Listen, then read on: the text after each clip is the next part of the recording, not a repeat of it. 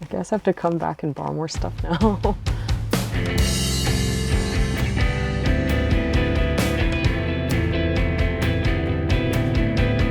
Hi, I'm Sunmi. I'm a cartoonist, author, and illustrator here in Baltimore, and I'm a Beyond Video. Back when I was working on my first book, I was here at Beyond Video and had the subscription, was borrowing a ton of stuff just like every month. Love the queer section, the LGBT section. There's so much here that I've seen and also not, because it's grown a lot. To start, we got the People's Joker here, which I saw at the Parkway. It was so much fun. Multimedia, not just film, but animation, comedy, action, romance. Yeah, this is a really fun one, and you could definitely tell that everyone who worked on it really enjoyed being part of the production. This is a documentary, Queer Japan. A lot of great interviews with artists and activists and everyday people in Japan. Also love the cover art by Sophia Foster Divino, her friend. I also really enjoyed this section a lot. This is like, they have got a whole international section where this is like categorized by countries and regions. It makes me a little nostalgic for, I feel like, the kind of video stores that I remember going to in California growing up.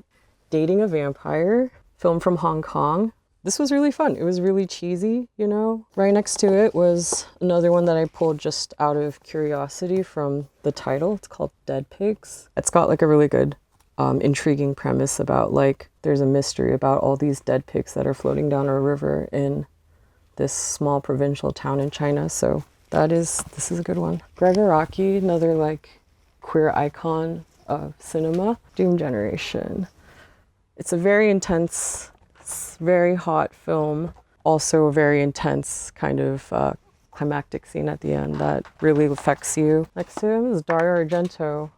I watched a ton of Dario Argento while working on my book. My first graphic novel is like a pretty tame coming of age story, just about teens, you know, hanging out. But I was watching just like marathoning horror movies, especially found footage movies, which I just think is a kind of funny irony or something. Suspiria is the kind of, I think, his most well-known one, but I mean, Phenomena was pretty crazy. It kind of goes off the rails in a way that made Suspiria feel kind of tame in comparison, weirdly enough. Great soundtrack by Goblin, of course. I think right here's Apichatpong Where's Ethical. I watched a bunch of his stuff, and the one that really, I think, was my favorite was Cemetery of Splendor. And it really like explores memory and kind of like different planes of existence in this way that's really amazing. So this was the one that really stood out to me, though I really enjoyed a lot of his stuff. Another director kind of similar is Tsai Ming-liang. This one,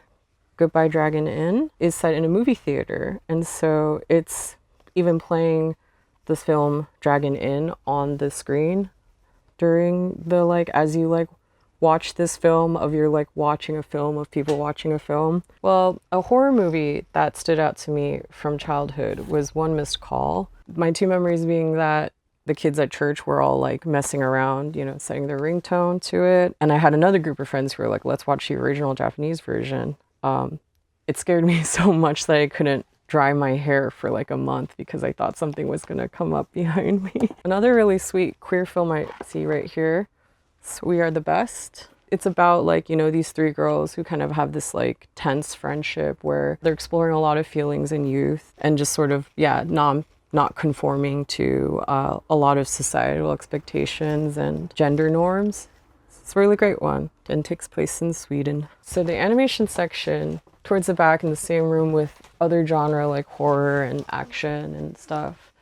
This is also a great room. Drawing comics, I grew up watching cartoons too. One of the ones in here that I really stands out and is kind of my favorite from childhood too is Ranma, which is like amazing to see this like huge box set. Huge influence on my art. I love Rumiko Takahashi. She's really been making comics for a long time. This Ping Pong the animation.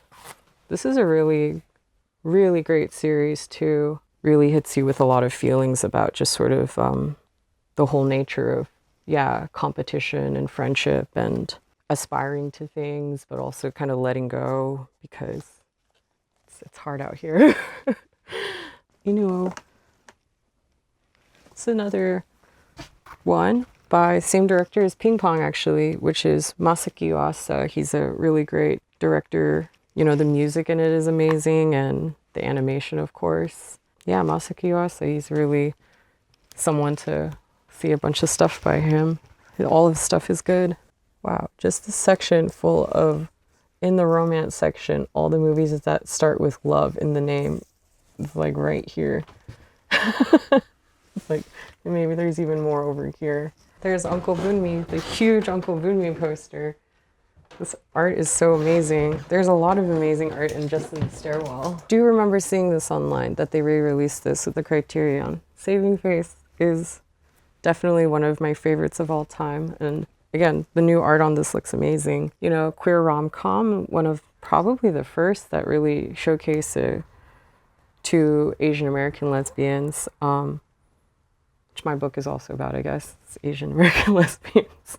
But to me, it still really, really holds up and affects me, the kind of relationships that the two characters have with each other as well as their family. All right, so I picked out these three.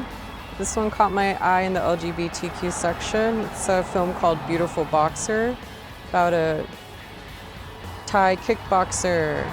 And yeah, I think it said it was based off a real trans boxer, so, you know, but I think it's fiction, so I want to see what this is about. Love and Pop is Hideaki Anno, who is more known for his anime too, but this was his film debut and I've never seen it, so I'm gonna check it out. I did really like his most recent one, live action, was Kamen Rider. And I think the last one, another exciting film that I haven't seen yet, Vive l'amour. There's something about watermelons in this one, and I just want to know what that's about. So these are the three films I'm gonna rent today. But yeah, thanks for having me again, Beyond Video. It's really cool. I can't wait to get my subscription going again and watch more stuff while I draw. Just working on my next book, making zines in the meantime. So yeah, it's been fun.